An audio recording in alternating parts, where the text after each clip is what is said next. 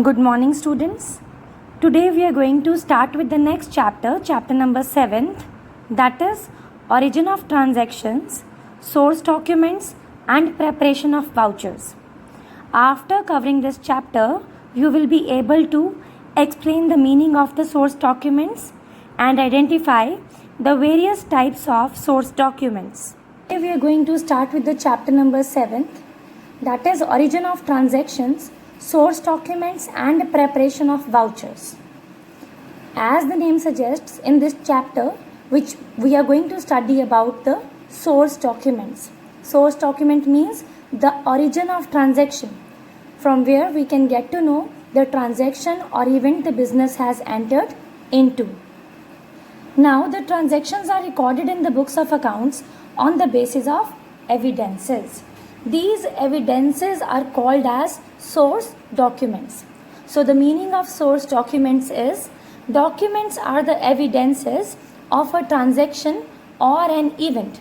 That means it is a proof that a transaction or event has occurred in the business. The source document is the information, or you can say it provides the information about the transaction, based on which we determine which account is to be debited and which account is to be credited with the amount of the transaction. So that is why these are also called as supporting documents or vouchers. Means the documents which support the happening of any business transaction or event. So students, now we are going to discuss about the commonly used source documents. The first one is cash memo. From the name itself, it is clear whenever the transaction is entered into cash, on cash, that is called as cash memo. The seller of the goods prepare cash memo in case the goods are being sold on cash. It is prepared in duplicate. One copy of this evidence is kept with the buyer, the original copy, and the duplicate copy is kept with the seller as a proof for the goods sold. This document provides the information about details of the goods sold, their quantity, price of each item, the total amount, the date of transaction, etc. So, the specimen of cash memo is like this. The name of the business with its GST number, address is mentioned here. The number of cash memo number. Then, on right hand side, date is mentioned.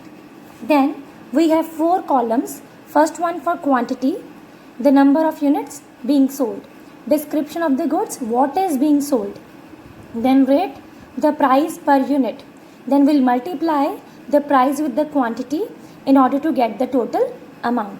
Then GST, nowadays we receive on sale of goods, so add GST which is to be received from the customer. So you will add GST, then the total amount will come here which you are going to receive from the customer. Now the second source document is invoice or bill. Students, invoice or bill is opposite of cash memo.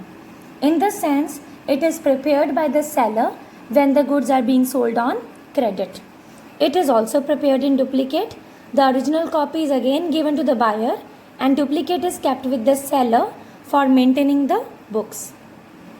It is prepared just like cash memo with a little difference, and the difference is we need to mention here the name of the customer to whom we are selling the goods. For example, Modern Electric Suppliers Limited is selling goods to ideal customer. This is also the name of the business. So we'll write here the name of the customer. It is important to write here because he is our debtor. We need to recover our money from him. Next, the third source document is receipt. Receipt, जिसको आप कहते हो receipt. Now what is this receipt? Receipt is prepared when the cash or check is received from a customer.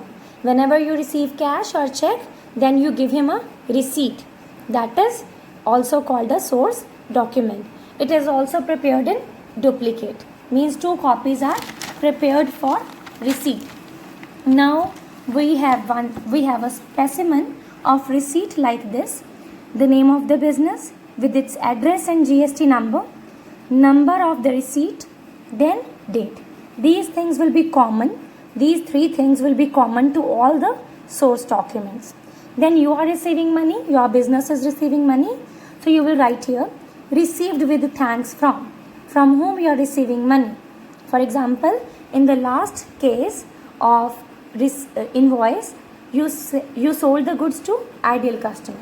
Now you are receiving money from ideal customer Fine City. A sum of how much amount of money you are receiving from him in cash. Either you are receiving it on cash or in check. So if you are receiving a check, then check number is to be mentioned, dated, date of the check drawn on which bank, then account number, invoice number and date, then signature. So after receipt, the next source document is pay in slip, which is used to pay in the amount to the bank. That means it is a form which is available from banks. It is used for depositing cash or checks into banks.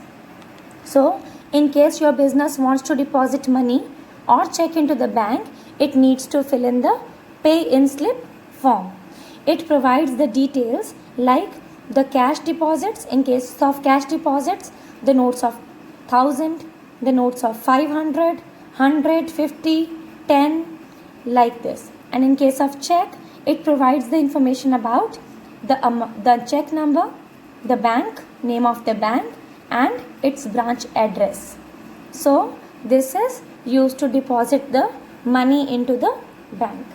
Next we have check. Check is a form which is supplied by the bank to the account holder.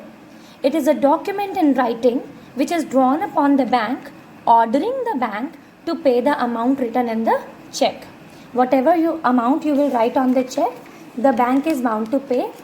The condition is you must have that much amount of money in your bank account. Then specimen of check is like this. The name of the bank is written. Then the date with month and year. Then pay to whom you want to make the payment. Rupees in words as well as in figures. Then you need to sign it also. Then at the last, the check number and bank branch number is also mentioned. Next we have is debit note. Now what is this debit note? Students, debit note is prepared in case of purchase return. Whenever we sell the goods to the customer, then that is called as sales.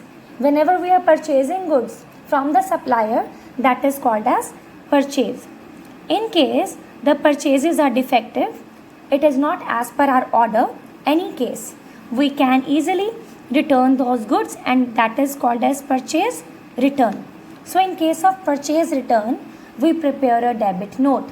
Debit note means we are debiting the account of creditor. Now we are not going to pay him the full amount. We will deduct the amount for the purchases return. Next is credit note. Credit note is the evidence of sales return. It is prepared in case we are receiving the goods back from our customers. It might be due to either the goods are defective or they are not as per the order, any case. So credit note, its specimen is like this. The name of the business, then again the number and date. Then from whom we are receiving the goods back, the name of the customer, his GST number, then goods received, what is the amount of the goods received back. Then GST will also be cancelled, that is 900 each on 15,000 CGST, SGST. Then total amount and signature of the manager. So today we did the various types of source documents. Thank you, students.